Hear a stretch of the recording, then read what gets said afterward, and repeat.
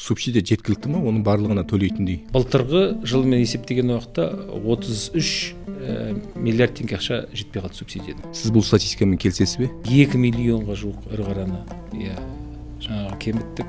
Өтіріктің көлеңкесінде жүріп кімдер пайда тапқысы келді? Өте жақсы сұрақ. Біздерде ешқашанда субсидиялар мысалы алдын ала төленбейді. Ет тапшылығы бар ма шынымен? Бүгін бітіп қалды, бүгін ет келмей қалды деген естіп отқан жоқсыздар. Жел тұрмаса шөптің басы қимылдамайды. Қытайдағы еттің бағасы күрт өсті. Біздің есеппен келген уақытта қазір 5.000 теңге болды. Біздің етіміз болсын, біздің сүтіміз болсын, барлық өніміміз, біздің астығымыз болсын, барлығы өте сапалы. 2026 жылы мемлекет басшысының тапсырмасы 100% орындалады.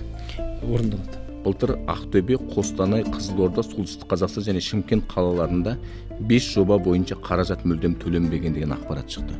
Жылдың аяғы келіп қалды, сондықтан ақшаны аударып жібер, артынан ондай жоқ бізде. Елімізде тауық етіне деген импорт қаншалықты қазір?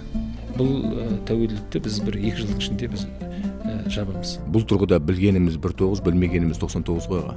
Бұған дейінді осы 5 рет ветеринария саласына реформа жасаған екен. Елімізде тере өңдеу мәселесі ақсап тұр. Келісесіз бе? Келісеміз.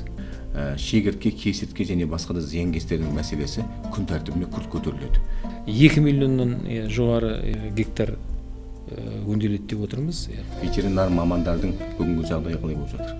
Ауылға барып жұмыс жасайтын ветврачтың айлығы 207.000 теңге.